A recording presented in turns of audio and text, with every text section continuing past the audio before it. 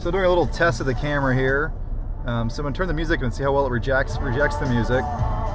Oh wait, I realized I can't use that music on YouTube because YouTube is a bunch of whiny complainers. They're gonna say you can't monetize your video if you accidentally have a little bit of audio in it. Ugh, so annoying. So this is 1080p, not in reduced power mode. This is normal power mode. But the colors on the little screen look good. I found out you can actually full screen the little screen, which is great. So far, I'll give you my rundown of all the specs, but my biggest complaints are that the battery pack that comes with the camera, the power unit they call it, is not waterproof, and that it takes almost 30 minutes to back up or transfer 18 gigs of video from the camera module to the power module. So that's kind of annoying. The power module does charge the camera module while you're transferring, but because you're transferring, obviously that's using power, the screens are on, etc.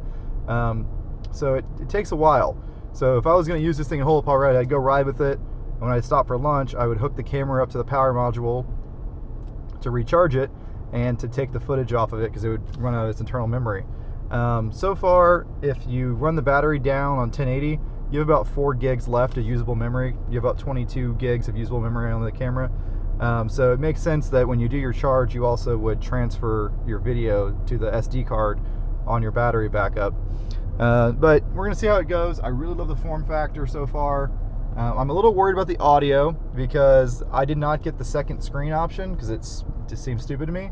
But I realized later that if you get the front monitor, front screen, you get more microphones. So I wonder if the audio is better. You get 2 more microphones versus the 1 that is on the camera unit. So audio might be a concern. It's been bad with my other DJI cameras, but I love the video. I love the form factor. I really like the battery life, but the biggest excitement with this camera is the fact that it's going to fit flush against my head and it's going to be very comfortable and lightweight. So I want this battery run out to exhaustion because we're doing another power test. We're also comparing right now how long it runs in 1080p reduced power mode to how long it runs in 1080p regular mode, to see if reduced power mode is really getting you anything. It does say it affects image quality. Okay, so I finally killed my old Hero Session. It's the one you guys see on my head in all the videos. It's the old square GoPro. Took it diving like 80 feet deep and it is no longer functional. So I wanted another Hero 5 Session because I like the square form factor. They're light, they fit on your head well, good battery life.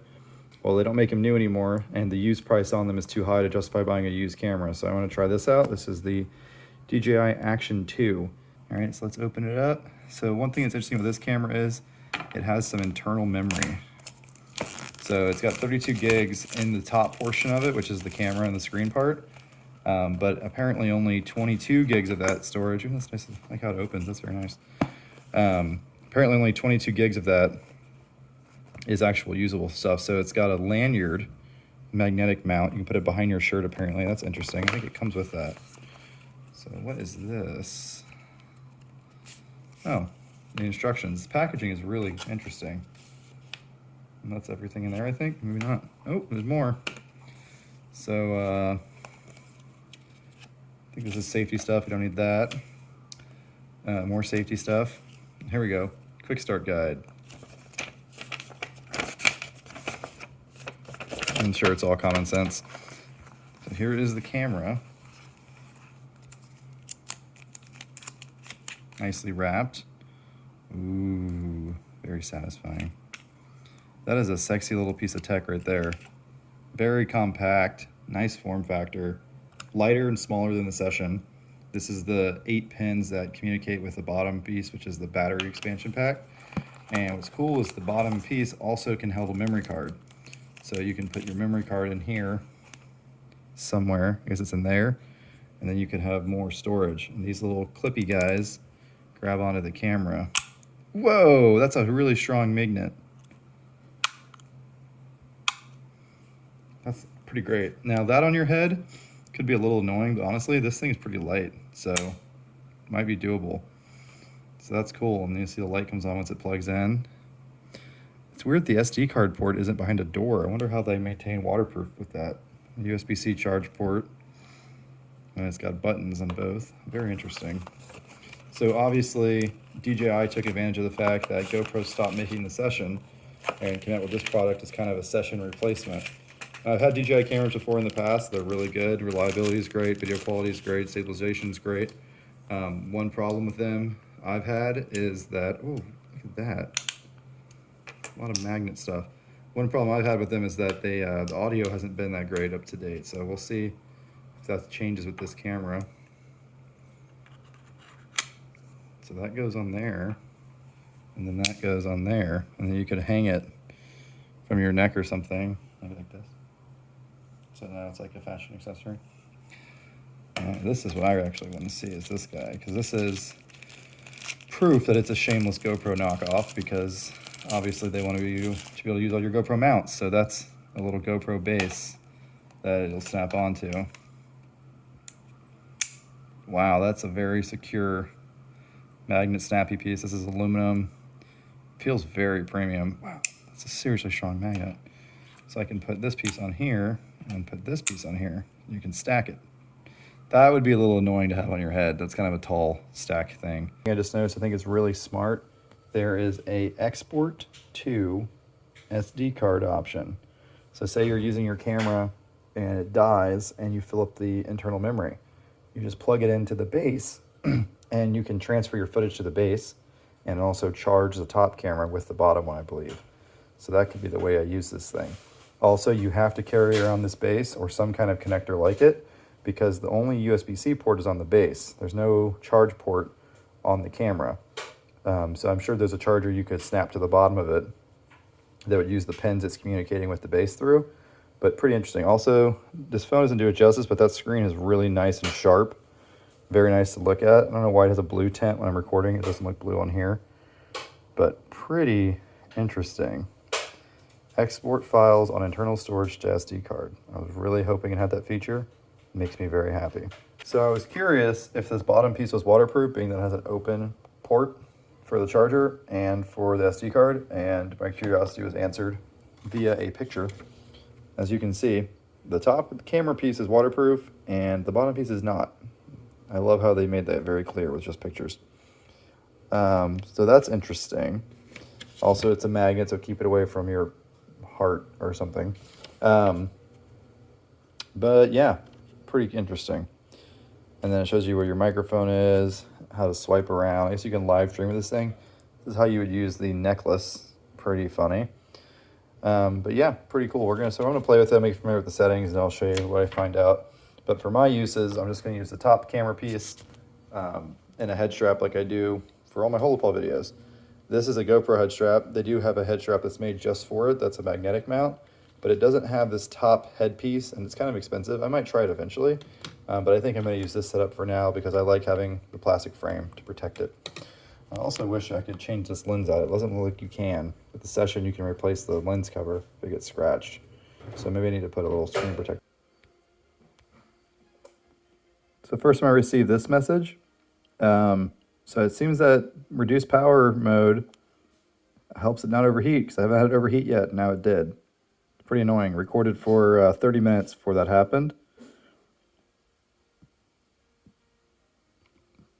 Yeah, about 30 minutes.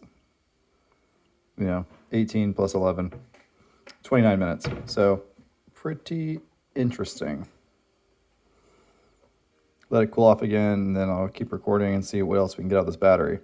Very rarely do I ever have a video that goes over 30 minutes anyways, so not a huge deal, but should not be overheating at 1080p. Pretty pathetic, DJI. Guys, so here's the camera after I've done some testing with it, including dropping it on the ground. You can see I nicked up the housing right there and down there. It's not quite as durable as the plastic housing, the rubber that's on the outside of the Hero. I've also scratched the screen a little bit. There's some fingerprints on it. Let's go ahead and clean those off. And you can see that the screen has a few scratches on it, and that's just from me kind of tossing it around. So definitely would recommend putting a screen protector on this on a new camera. I'll probably get another one of these eventually, and I'll do that. So durability is okay. Things I'm disappointed with about it are the fact that this bottom piece, this is the, they call it the expansion battery pack, whatever, power pack, is not waterproof. That sucks. And it also sucks that there's no microphones on this. If you get the front screen module, you get some extra microphones. little disappointing. Also disappointing that unless I use the power reserve settings, so let me show you what I'm talking about there. See how it's full screen, or you can have it black bar top and bottom. But anyways, what I was going to show you is, if you swipe up from the bottom of the home screen, that's what your video settings are. So you can change your aspect ratio, things like that. That's what, because I'm in camera mode. But if I go over to video, which is where I'm going to be all the time, you can swipe up from the bottom, and here's the power reserve setting. So interestingly enough, that makes a really big difference. So I did most of my testing in power reserve because I'm all about getting the longest battery life I can out of these cameras for my use case, which is going to do an entire day of riding with no charging. Most of my testing was done there. Let me give you the results for that. So on test 1, I got 71 minutes to 1% battery, which is pretty respectable. The old GoPros used to get, 120 or something, but this thing is smaller, lighter, and has a screen on the back. So, and then it recharged in 35 minutes using the little bottom piece. So that's quick recharge. This has about twice the power as this guy does in it. If you look at DJI's manual, they clearly don't know how to do math because their watts and their amp hours don't match the voltages because they don't understand V equals IR. But this is about twice the battery as this guy does, so you can charge this thing about twice with the bottom piece. So that's pretty cool. And then I put it in the case. In the case, I mean that rubber case I have. And the problem with the rubber case is that it gets a lot hotter. But still, when I used power reserve, I never had any overheating issues. And I got 65 minutes of recording.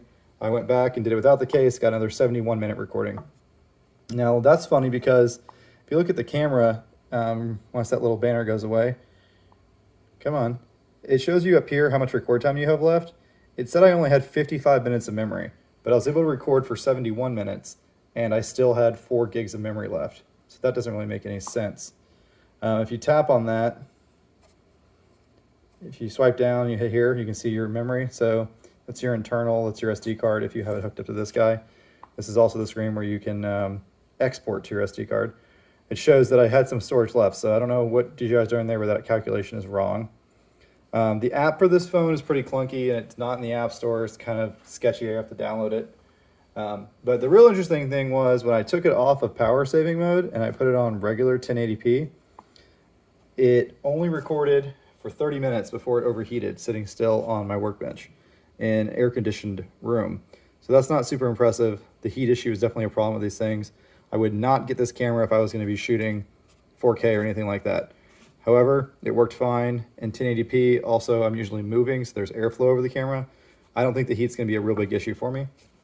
But I'd let it cool off and restarted it, and then I got it to record for about another 11 minutes. So when I had it in not power reserve, I only got 41 minutes of record time out of the battery. So power reserve gets you 30 minutes extra recording. Pretty significant. So highly recommend using power reserve if you don't need the maximum image quality and you're trying to get a long record time. So that's the battery testing I did. I'm going to show you guys a sample of some footage I took with it. The first sample is going to be without power reserve. The second sample will be with power reserve, just to show you the difference in image quality. I didn't notice too much, but we'll see what you guys think. I think it's going to be a great camera for my usage because I don't need to do super high resolution stuff because it takes up too much space. And most people watch YouTube videos on their cell phone. There's no point in having a 4K video on a cell phone.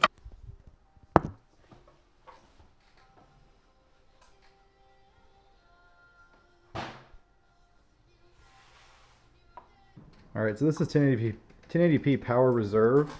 Okay, my calendar, Sports Illustrated. It's not very bright in here, but I figured I would just do it inside too to get see how it sounds with the one microphone. Yeah, it's kind of nice to hold this thing with a little bottom guy. I don't use like a camera. It's really, really tiny.